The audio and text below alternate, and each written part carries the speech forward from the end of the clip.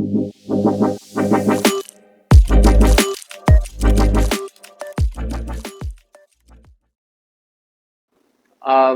Calvin, by the way. I'm from Cartridge. I'm the lead designer at Cartridge, and that's my email if you want to get in touch with me.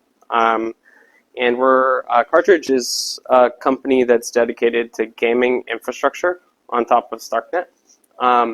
And Roll Your Own is one of our first games. It's built on top of the Dojo stack. I'll talk a little bit about the Dojo stack later on in the presentation, and we officially launched like season 2 of the alpha yesterday. So we'll be talking a bit about Roll Your Own. This is the only question I'm going to ask. How many of you guys recognize that left, I guess right if you're watching on, or yeah, left. Our left? Yeah, our left. Anybody? That is an icon from the Silk Road. What? The Silk Road. Crypto's first use case, arguably. And then on the right is a TI-83 calculator loaded up with a game called Drug Wars from like the 90s.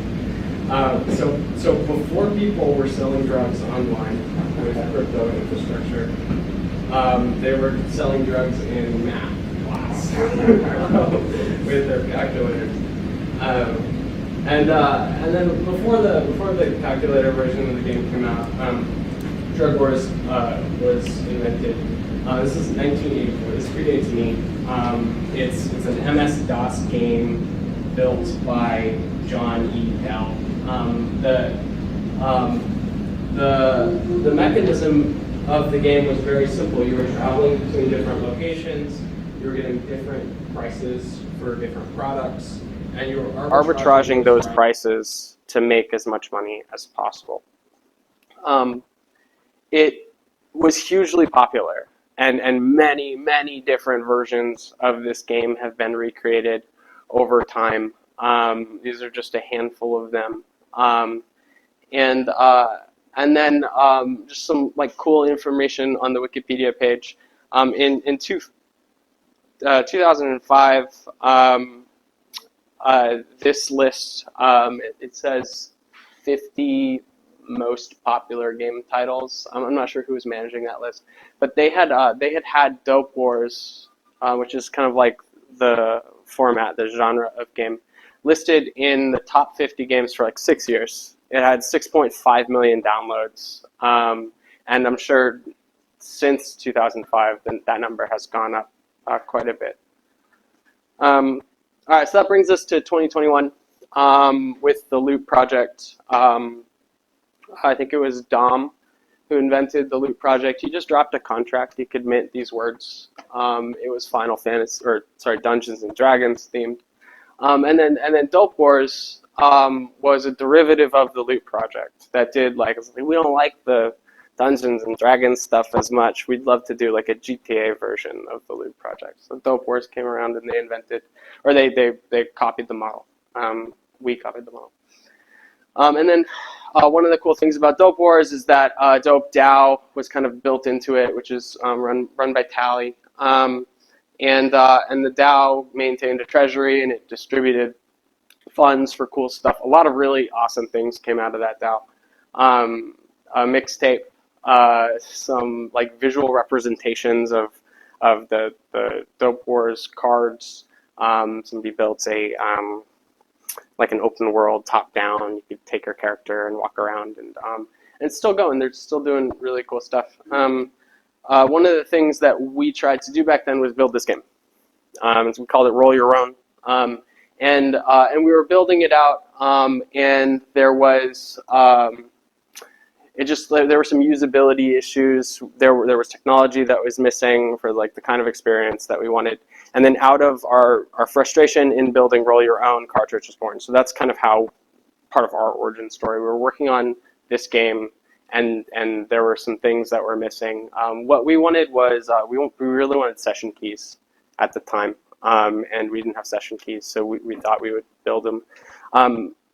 Just go back a little bit, I forgot one piece. Parama, if any of you guys know Parama, he came to Dope Dope Wars, the Dope DAO, and he said, I want to build a game engine and I want Roll Your Own to be like a title, and that was kind of the thing that brought Cartridge to Starknet, which is pretty cool. And to my knowledge, I don't think anybody knows who Parama is. I think he's still like a non. He dropped off for a little while, came back, posted once or twice.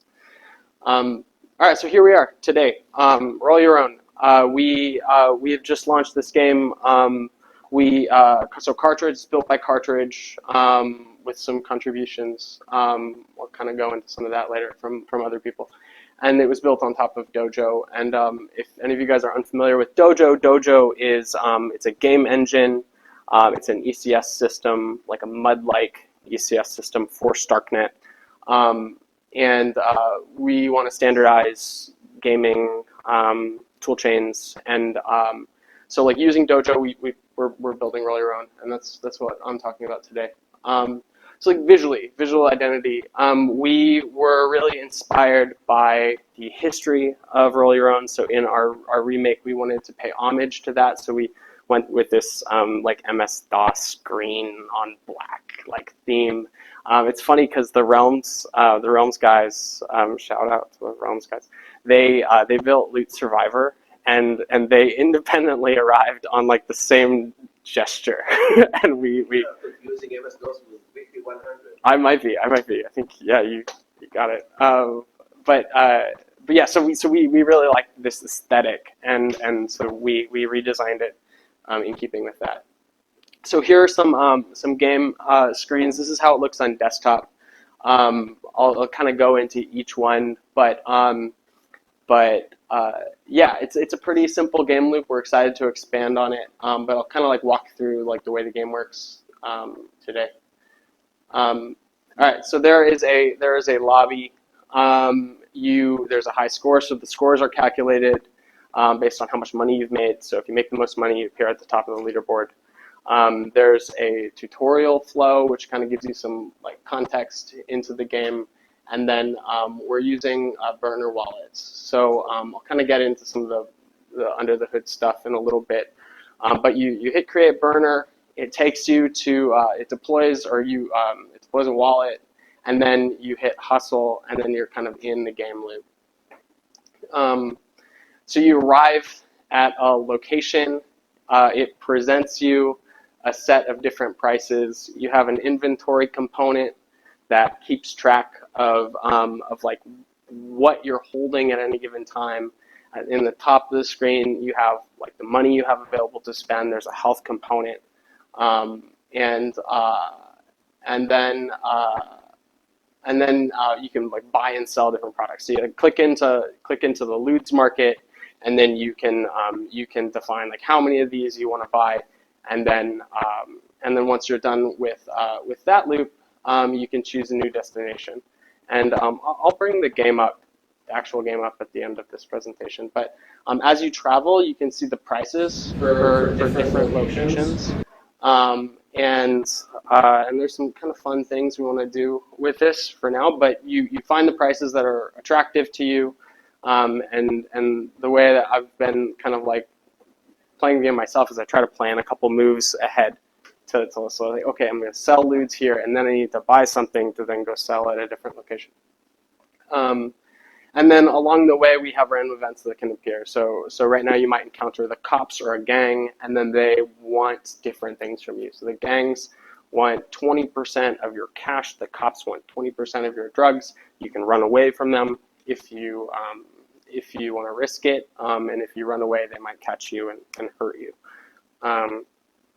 And then the game ends after 10 turns right now. It's a very simple loop. It takes about 10 minutes to play through a game. You might die from the random events, and you can see that on the leaderboard. And you enter your name, and then your name gets added to the leaderboard. And then one of the really cool things about this game right now is it's totally responsive. So you can bring it up on your phone. You can play on your phone. You can play on your computer, and we put a lot of time into making these form factors feel very natural on different devices. Okay, so under the hood, it is a fully on-chain game. We are super interested in fully on-chain games, which means that all of the game logic is written in code. If the front end were to go away, somebody else could deploy a front end, and all the data would be there. It's built with Dojo on top of Starknet. So I talked a bit about Dojo earlier, but Dojo is a open source, open ecosystem project. It's the brainchild of the guys at Brick, Realms, and Cartridge, and we're all kind of working together to bring it. Cartridge is leading the development of Dojo, but it's a community project. I think we have 40 contributors working on the Dojo stack right now, or who have contributed to the Dojo stack. Like this past weekend, it just got translated into Japanese and Korean, the Dojo book, which is super cool.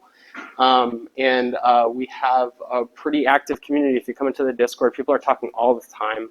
It's really, really good energy, like high quality participation from people. And then we started doing these game jams. If I can show the game jams for a bit. So every 6 weeks or so, there's prize money that's available for people to come in and hack for like 3 days, build a cool game. So it's an emergent community on Starknet. It's very fun and lively. People are building a lot of different things, and then Roll Your Own is a game that was built using the stack. So as builders of Dojo, Roll Your Own is a way for us to dog food the tools that we're building. It's deployed. So we were talking a bit about app chains earlier. This is deployed on a Katana app chain, and it has a Tori indexer.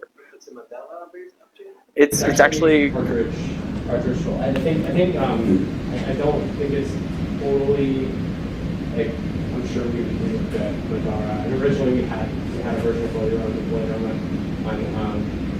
Madara, but yeah, it's a Cartridge product. What's the difference between the Dojo and Madara versus the Katana app? I'm not the person to answer that question. But I think Katana is a lot simpler. And I know there's this one property of AppChain. It's the blocks occur when you submit a transaction. When you do Automatically mined. yeah. So it's really fast. So you can like do in-game actions. It's all submitted as a transaction, but it occurs really quickly, like a second or so. Do you have to pay gas, or is that through PayMaster? No, I don't think you do. I at least from the user's perspective, you don't have to do any of that. You have a wallet, transactions are processed. I think we might be funding accounts with testnet ETH, but I'd have to ask one of our developers. If it's an app chain, why should you do with no fee? Yeah, I One can't. of the benefits of running an app chain, and there's no fee. Yeah, and it's really, it feels good as a user. I don't have all the answers to those questions, but yeah, go ahead. I have two questions. Of course. One, is there going to be like a link to the Discord? Yeah. Okay. Absolutely. What like percentage, or like roughly what stage is Dojo at? In terms of people are building novel things on it, like Pia and her team. I think this is in the Pragma hackathon. They built a chess game. We had out of this recent hackathon, we had 9 submissions with new projects. Loaf from Realms built a game called Beer Baron, which has like a pub in the Realms universe, and you're making different drinks, and then so I think there are it's getting better every day. We do these community calls. We did one earlier today where we all kind of like we feature a project and we talk about like how the ecosystem's developed. But yeah, if you're interested in Starknet and you're interested in games and cool novel applications of like blockchain stuff, Dojo Discord, Dojo ecosystems really, I encourage you to check it out. Okay. And on there, is there like links to GitHubs for? Yeah, all that is, it's all open source, so you can. And are there like links in the Discord? There are links in the Discord. There are issues available if you want to take on like a piece of like work there. And then the Discord for Roll Your Own is also, or GitHub for Roll Your Own is also available. So that's probably the best way right now to like learn about dojos. Like look at one of these existing projects and break it down and see how it's been constructed. Version 0.3 of Dojo that we released soon. There was like a whole suite of tools. So we started with the first game canvas 2 weeks ago because at this point you could build like a full game on Dojo in like just a couple of days. There's migration tool. Katana is kind of like its original intention was like a development node for building games on Dojo. There's like a whole kind of like CLI that we're working on. That sounds really interesting. Please come by. We'll definitely check it out. Have a play already the game? I'm just in like 2 slides. And so this is running on Cartridge infrastructure. It's Tori and Katana. Like one thing that we're gonna help provide are paths for you to like easily like deploy and host your games. And and where we'd like to take it. So this is I'll just talk briefly about some of the things that we'd like out of this game. This is an alpha version of it. We'd like to make it multiplayer. One of the things that happens at the beginning of the game, maybe I should have mentioned this earlier, is the liquidity pools for the different markets are spawned randomly. So you generate a game, and then all of a sudden you have like these liquidity pools that you're buying and selling into, and that's what the drugs are. So you buy loots, and you're pulling loots out of the liquidity pool, and so all of that could be applied in a multiplayer context very easily. We're going to do that. We want more nuanced and varied random events. And we want some element of like player customization. So as your character goes through the game, he gets better and can do different things. So this is a game right now. You can play it on your phone if you want to use that QR code, or you can go to that link, rollyourown.preview.cartridge.gg, and I'll give you guys a second to get that up and running, or you can hit me up later and I can. Cool. And then this is probably the best experience I recommend for it if you're playing on your phone. Open it in Safari, add it to your home screen. Feels really good, at least from my perspective. And then this is important.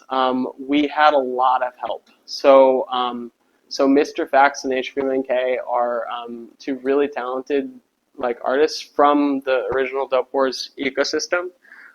They did all of the illustration work and the pixel art for the game. And then Casey Westcott, who is a prolific musician in the Starknet ecosystem, did like an original soundtrack for the game. So there's a media player in the game. You can play through the songs. There's sound effects. It sounds really good, as well as looks really good. And that's like almost entirely credited to these guys and the really great work that they did with the music and the art. So real quick on desktop, I'll bring up the game. This is the game. We have a new high school. Oh my! Somebody got almost 900,000, which is nuts. We've had so since yesterday we've had around 300 playthroughs, which is pretty cool. So you let me. I don't know if the music works. So there's some amazing music. Yeah, he's really talented, Casey. And then you click hustle, and then you can select a different location. So what I'm doing here is I'll just like cycle through the different locations, and I'm looking at the prices at these different locations. I'll choose, let's say Queens. Queens has really cheap speed, so I'll travel to Queens. You get some toasts telling you when new things are happening in the game.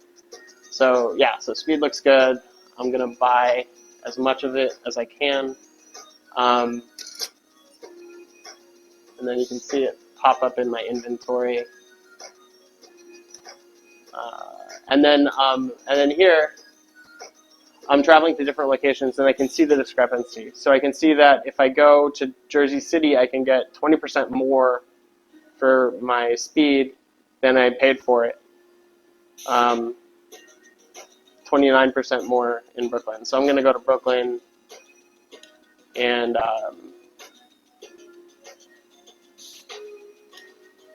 and sell this.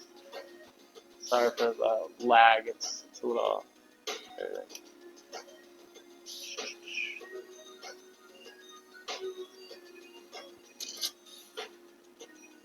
All right, so I made about $600 in profit, and you keep that loop going. You work through the random events, and eventually you'll get to the leaderboard.